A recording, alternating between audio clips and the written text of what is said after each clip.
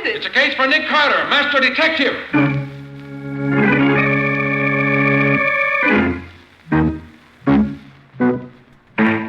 Yes, it's another case for that most famous of all manhunters, the detective whose ability at solving crime is unequaled in the history of detective fiction. Nick Carter, Master Detective.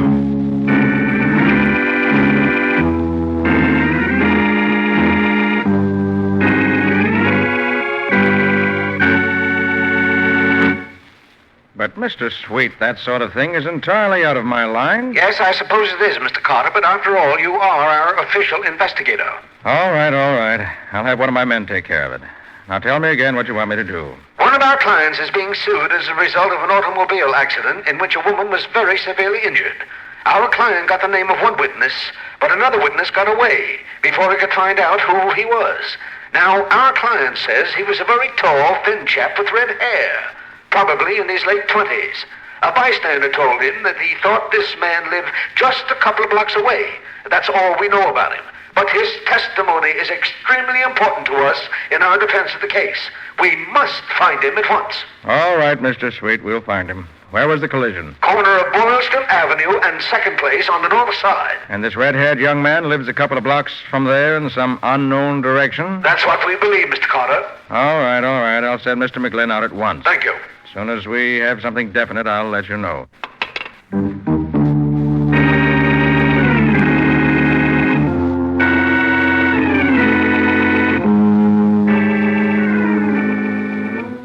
So began a case the like of which had never been encountered by Nick Carter, Master Detective.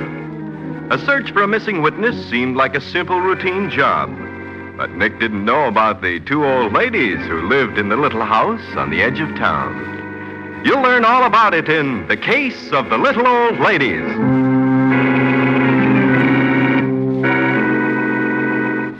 You say you don't know nobody with red hair? No, I don't. Keep on trying. Of all the jobs for a great detective like me, going from door to door looking for a guy who probably don't even exist. I never knew Nick to fall for such a dumb stunt before, and he had to wish it on me. I don't know why I don't quit. 47 houses I've been to. Nobody ever seen a guy like I'm looking for. But I heard about every kind of fella but the kind I want. Yes? Who is it, please? Good morning, ma'am. I wonder if you can tell me anything about a tall, thin young man about 26, 28 years old with red hair. Well, now, let me see. I know almost everybody in this neighborhood. We've lived here a great many years. If you'll come in, I'll ask my sister if she recalls such a person. Oh, now, ma'am, I don't want to put you to no trouble. No trouble at all. We'll be glad to help you if we can. Do come in, please. Well, all right. Of course, I want to find this fellow, so if you can help... Of course you do. Edith? Yes? Will you come here a minute, dear? What is it, Mary? Can I... Oh, Edith, this is Mr. Waldo McGlynn, ma'am. Chief Assistant to Nick Carter. Mr. McGlynn. How do you do, Mr. McLean? How are you, ma'am? Mr. McGlynn says he's looking for a tall, thin young man with red hair, about 26 or 28 years old. Do we know such a man? Well, now let me see. There was James Bond. He used to live down the block next to Moshe's, but he moved away last year. Oh, his hair was really almost blonde, dear. Do you suppose he could mean Walter Castle? Oh, sister, he must be nearer 35. I suppose you're right, Edith. How about young Ed Terrence? He lives over on the next street. Oh, no, sister, he's short. Almost as short as Cousin Elmer is. So he is. Oh, look, ladies, it's awful good of you to take all this trouble just to help me find this young man, but I do not want to... No trouble at all, Mr. McGlynn. We just don't seem to be able to do it. Mary, maybe Mr. McGlynn would like a cigar while he's waiting. Of course, I'll get him one. They're in the box on the table behind him. No, don't get up, Mr. McGlynn. I'll get it for you. I hate to have you doing all this for me, ladies. If you'll Mr. just... McGlynn, don't move. Just sit where you are. What in the name of... This is a gun you feel on the back of your neck, and if you don't stay very quiet, it'll go off. And you'll never find this young man you're not looking for. Not looking for? Shall I tie him up now, Mary? Yes, Edith. Tie him up right in his chair so he won't have to move at all. And tight enough so he can't move. Very well, Mary. I brought the rope as we planned. But look here, ladies. I just want to find a fellow You who... can't fool us, Mr. McGlynn. We know why you're here. You came here to try to trap us into a confession, but we were too smart for you. Now that you've found out where we live, we'll have to go away, of course. That's why we have to tie you up, so you can't follow us. Oh, Mary, Bill isn't going to like this. He trusted us, and now look what has happened. We've failed him. I know it. I can't imagine how this man found out, but I'm afraid Bill will never forgive us, sister. What in the name of all that's holy are you dames talking about? You know well enough, Mr. McGlynn. You don't have to ask us what we've done. If you didn't know, why are you here? There. He can't get out of that, I'm sure. Oh, look, ladies, Nick Carter ain't going to like this, not at all. He says I always get things balled up, and now he's... Oh, don't you worry, Mr. McGlynn. He can't blame you. We're just too clever for you, and you're Mr. Carter. Come, sister, we must pack and... What is it that all good thieves say? Oh, yes. We must pack and scram.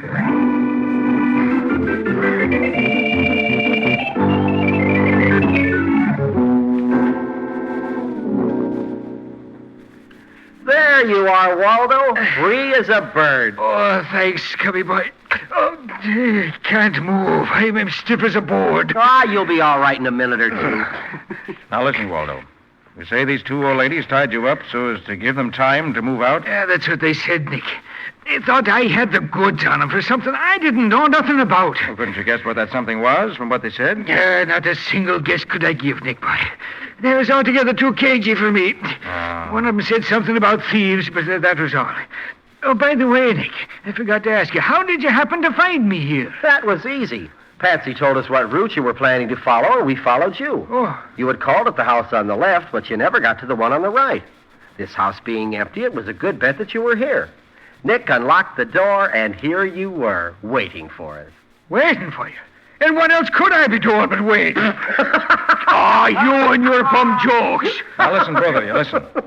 There's something going on here that's bigger than a lost witness, and I'm going to find out what it is. But what can we do, Nick? Waldo doesn't know what it's all about, and the old ladies have gone. So what do we have to go on? Nothing. We've got to find something. And the best place to start looking is right here in this house. So search every room thoroughly. Don't miss a thing. Now get busy, both of you.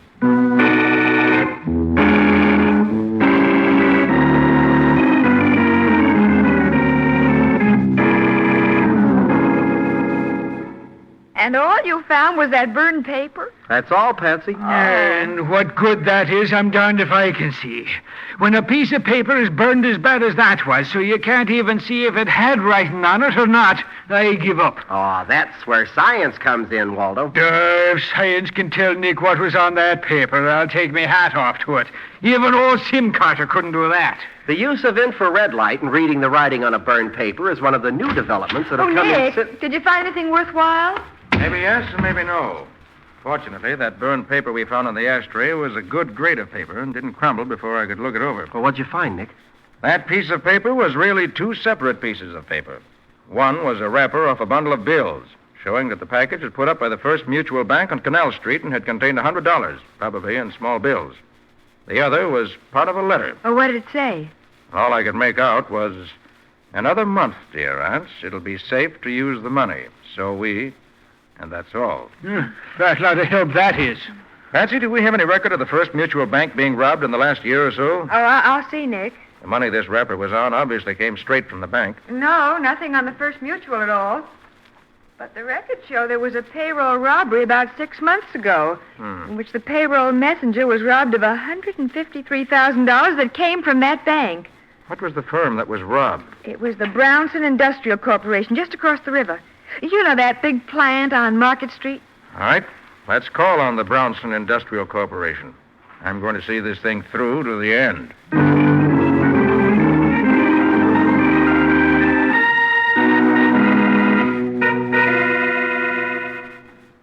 You want to see me, mister? I do.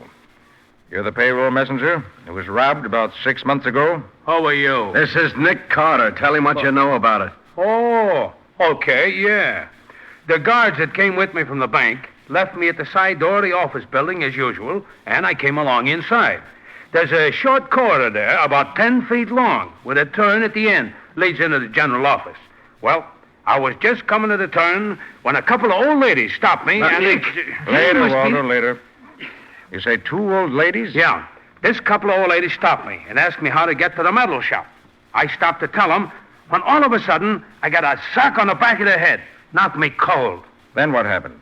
How do I know? I was out cold. And when I came to, the assistant cashier was bending over me, trying to wake me up. My money bag was cut open. The money was gone, every nickel of it. Did anyone else see these 2 old ladies around? Yeah. The gate man who let them in. They said they was coming to see their nephew, Walter Bascom, a clerk in the office here. So he let them go by without waiting for an okay. But Bascom never saw him. He says he ain't even got an aunt. And he didn't leave his desk all afternoon. Were they seen after the robbery? Oh, they was out of the gate before the alarm was give out. The gate man saw him go. Can you describe them? Well, they looked like a couple of sweet little old ladies. Maybe like your pet grandmother. One was short and chubby. The other was about middle-sized, kind of slender-like. The same, Nick. The very same. You're sure of that, Walter? There couldn't be no mistake, Nick. Look, you didn't find any clues as to who slugged you. No suspects at all? Nah, not a one. But it must have been somebody who works in here. Couldn't have happened like it did no other way. Okay, thanks. Well, so long. Well, Nick, looks as if this is as far as we go. No, Matty, there's just one more chance. Huh? I have the photograph I made of the piece of burned letter we found at the old lady's place. Yeah? If the writer was the thief, it seems very probable. And if he does work here, as that messenger seemed to think, we might compare the writing on the letter with samples of the writing of the employees in the plant. Oh, but Nick, that would take forever. There are several thousand employees here. Yeah, them 2 dames would die of old age before we got that job done, like as not. Nick, Yes, Walter? I just happened to remember. When them 2 old dames was tying me up, they kept talking about somebody named Bill.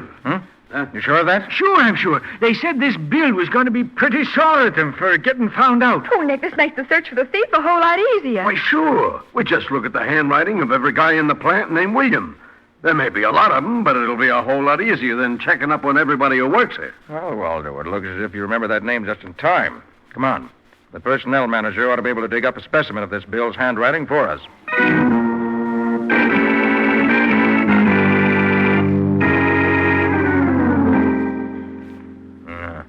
Much as I regret to say it, isn't this William either. You mean to say that out of 347 guys named William who signed these employment cards the personnel manager gave us, there ain't one that writes like the sample in the photograph? To the trained eye, there's not one of them that's the same. Oh, Nick, that means the whole theory that an employee stole the money is out the window. Yeah, that leaves us exactly nowhere. Nick, maybe the guy's name ain't William at all. Bill could stand for some other name. Why, of course, Walter. That's the answer. It must be. His name was Wilbur or Wilford. Well, or come something. on, let's get busy. We only have a few hundred more names to look through.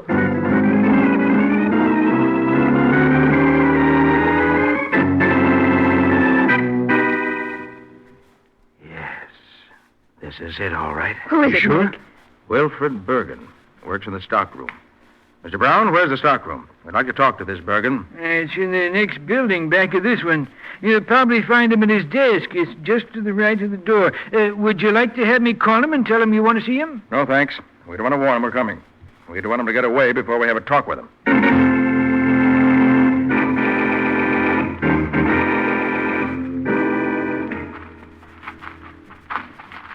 Boy, that job sure was a neat setup. This Bergen watches the messenger, sees how he goes through this little corridor every time he comes back with the payroll, tells the old dames what they're to do, and it all works out just as slick as grease. Yes, the old lady stopped him in the right place, and Bergen socked him. And they shielded him while he cut open the money bag. And they calmly went home, taking their money with them, probably in one of those shopping bags women carry. And Bergen went back to work, and that was that. Yeah, and they're waiting until the money cools off so they can spend it. Uh-huh. I wonder where they hid it while they're waiting. I hope Bergen will answer that for us. There he is, Nick. Uh-oh. Yes. You Wilfred Bergen? That's right. Bergen, this is Nick Carter. He wants to ask you a few questions. Questions? About what? Bergen? Where did you hide the money you got from the payroll robbery 6 months ago? Why, I don't know what you're talking about. No? I think you're Jew. You and your aunts knocked out the messenger and stole the payroll amounting to $153,000. Now, what did you do with it? You're crazy. I had nothing to do with that. Better come clean, Bergen. We got you dead to rights. You think you can make me confess something I didn't do? You're nuts. Bergen? Is this your employment card? Yes, it is. What about it? Does this photograph show part of a letter you wrote to your aunts recently? Let me see it. Hey, come back here. Stop or I'll shoot.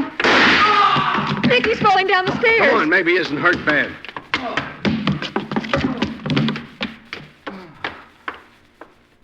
You won't die, Bergen. You only got shot in the leg. My neck. My neck. I can't move. Let me see. Huh? You shot him in the leg, all right, Matty. But in falling downstairs, he broke his neck. Oh, Nick, no. Smooth. Now, Bergen, see here. I'm afraid you haven't long to live. Before you go, tell me, where's the money? Isn't there something we can do for him, Nick? I'm afraid not, Patsy. Bergen, where did you hide the money? I buried it. Where you'll never find it. You might as well tell us where you buried it, Bergen. We can get your aunts to tell. They'll never tell you. I did it alone. Find it if you can. I stole it. If I can't have it, no one...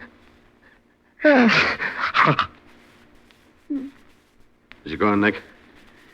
Yes, Matty. He's dead. And the secret of where he hid the money died with him. Well, look, I ain't given up yet. If he buried it like he said, it's probably buried somewhere around that house where his aunts live.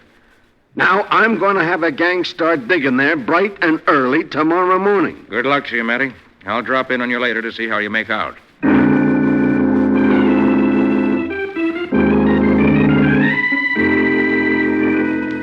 Hello, Sergeant. Having fun? Hi, Matty. How you making out? As if I couldn't see for myself. Oh, I ain't making out, Nick. We've been over this whole doggone lot and not a sign of the money. Oh, apparently Bergen must have buried it outside the limits of the property. Well, if he did, he can stay there for all of me. Do you realize, Nick, that this is the last street in this section? From here out, it's open country, and the darn stuff could be buried anywhere for the next 5 miles. Matty, if I can tell you right where to dig for the money, will you try it once more? Nick Carter, you've been holding out on me again, so help No, me. Matty, no, I haven't been holding out on you. Just answer my question. Yeah, I'll try it once more. But look, if it don't work, keep away from me next time I see you. Okay, Matty. Meet me here in the morning about 10 o'clock. I may have something for you. So long. So long, Sergeant. Nick, you really have an idea? I do. I believe I can come back here tonight and locate the exact spot for him. Well, tell me, Nick, what's your plan? I'm going to get hold of an Army officer I know and have him help me. Help you what? Locate the money. Is that all you're going to tell me? That's all for now. I like to surprise you, Patsy. Oh, someday you'll tell me something and I'll surprise you. I'll probably drop dead at your feet.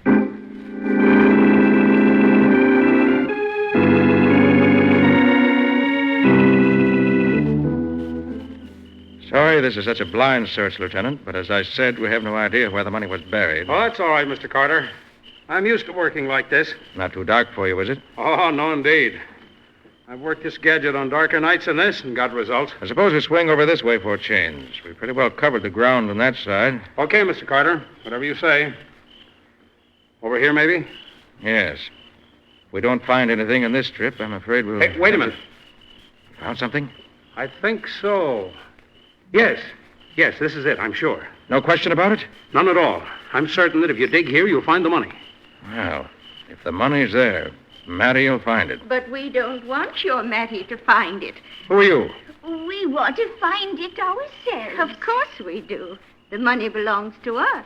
Now. Why, of course. Yeah, the two old ladies who tied Waldo up and left him in the house the other night. Well, what brings you back here now? The money, of course. I mean, how did you know we were out here? We didn't, but we read in the late evening paper last night that the killing of our nephew Bill had solved the payroll robbery and that the case was closed. So we felt that it would be perfectly safe to come back here and get our money. And when we did, we found you here. We've been watching you for a long time from behind the trees. Oh, yes. And now that you're here, how do you propose to go about digging it up? Oh, I'm sure we can persuade you to do that for us, Mr. Carter. Oh, really? What makes you think so? This? Hey, they got a gun, Mr. Carter. We have two guns, one for each of us, and we both know how to shoot very straight. Our dear departed father taught us when we were girls. Now, look, ladies, you better let me have those guns. Somebody might get hurt. Nobody's going to get hurt, Mr. Carter, if you start digging. Now, look here. A joke's a joke. This is getting too... Mr. Carter, put your hands up over your head. Oh. You too, soldier, you put your hands up, too. What do we do, Mr. Carter? We don't do anything. We just... Hey! It went right past my ear. Are you putting your hands above your head now, Mr. Carter? Now, see here. This is all very silly. I guess we better do it. I'd rather be silly than dead. That's very wise of you. Okay. My hands are up. You'd better see if either of them is carrying a pistol, sister. I read in a book that that's always the first thing to do in such cases. Excuse me, please. The soldier doesn't have one. Oh? Oh, look, Edith. Mr. Carter has two pistols. Aren't they beautiful? Oh, put them over by that stump, Mary, where they'll be safe. Now, will you start digging, Mr. Carter? I can't. I haven't a shovel. I'll get you one. I remember seeing one in the cellar of our house. It isn't a very good one, but you can use it. You wait right there. I'll be back. He'll wait for you, sister. Won't you, Mr. Carter? It looks that way. But now look here. It's no good. The police will be here before I can possibly get the hole deep enough to find the money. It's 3 o'clock already. Oh, then I'm afraid that will mean you'll have to hurry, Mr. Carter. We must have the money before the police come back. So you'd better take your coat off and get ready to dig real fast.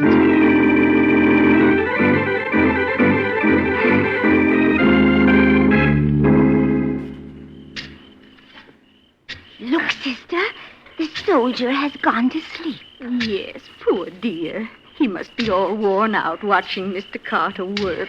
Oh, what time is it? 7:30. Oh, dear, I do hope we can find the money before the police arrive. Mr. Carter? Yes? Please dig a little faster. It's getting late. Oh, Paul.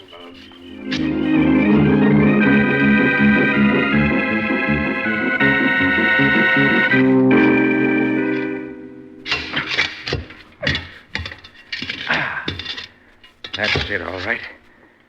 Well, at least I have the satisfaction of knowing we found the right place. A little after 10. Matty ought to be here by now. Are you two still up there? Yes, we are, so don't stop digging. We must get that box before the police arrive. I don't have to dig anymore. I found it. You found it? Sister, wake up. Mr. Carter's found the money for us. Isn't he nice? He's found it. Oh, what a lovely man he is. Soldier. Yes, yeah? Will you help Mr. Carter get the box out of the hole, please? You mean he's found it? Yes, I found it. Oh, here it is. Can you reach it? Just a little higher. Yeah, that's it. I've got it. My, that isn't a very big box to hold all that money, is it? Why, I believe I could carry that myself. Of course we can. Here, soldier, I'll take it. Here you are. Thank you. Now, please jump down into the hole with Mr. Carter. What? Do what? Jump into the hole with Mr. Carter. It's big enough to hold you both. Oh, well, and I think we'll be gone by the time you get out. The hole is over 8 feet deep. You better do as she says, Lieutenant. You know how loudly that gun of hers can speak. Okay. Watch out. How do you do? Oh, thank you both very much. Yes, thank you so much. I hope we meet again sometime. Goodbye. Goodbye. Oh, I hope this story never gets around. Nick Carter and a lieutenant in the U.S. Engineers made prisoner by 2 little old ladies. And 2 little old guns. You can't forget those. Well, come on, let's get out of here. Give me a boost, will you? Yeah. And I'll haul you out. I rather think they won't get very far.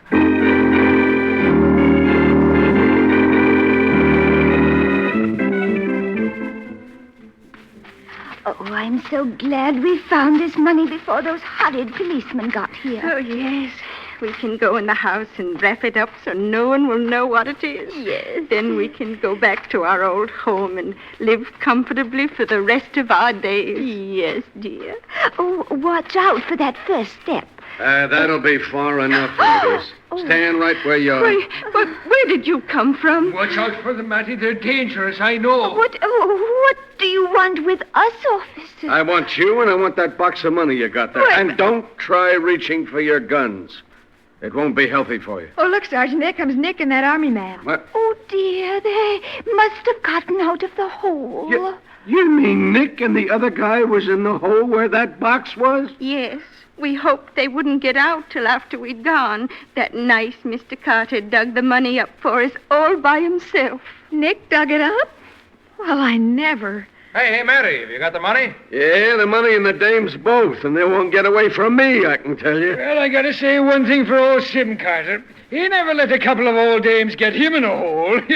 He knew how to handle women, he did. What happened to all your science, Nick? The science was on their side this time, in the form of a couple of guns. And they could shoot them, too, believe me. Now, you both stop razzing Nick. He did the best he could. Didn't you, Nick? Yes, Patsy, I did the best I could. I stalled around with the digging until time for Matty to show up.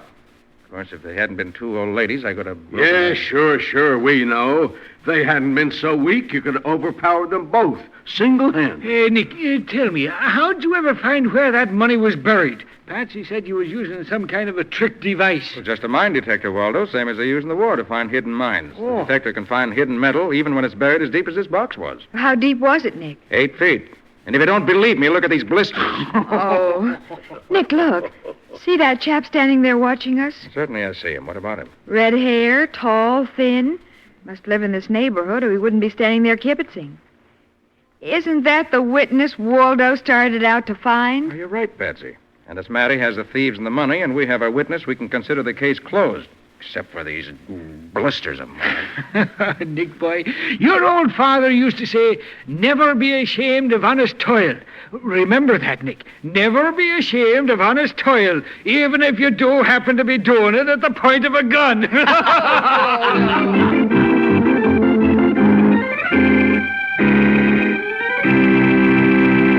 Well, Nick, how about a few highlights on next week's show just to whet our appetite? Good idea, Ken. My story next week is about a man who was killed by a rifle shot, but the bullet came from the wrong gun. And the ladder was too long. The which was what? The ladder was too long. So what? That's the story, together with the fact that the boys' club met very late that night. That's enough. What do you call this weird combination of clues? I call it the case of the wrong clue.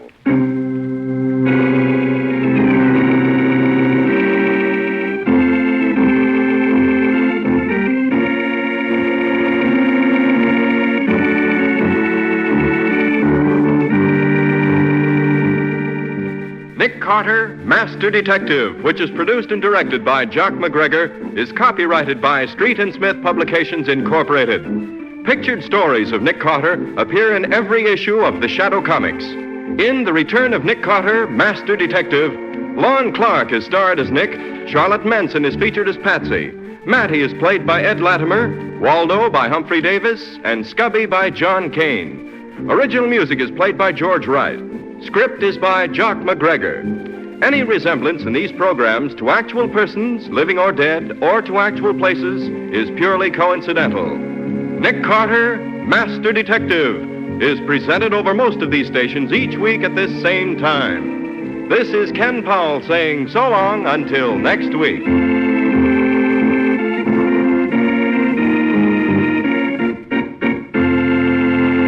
This is the Mutual Broadcasting System.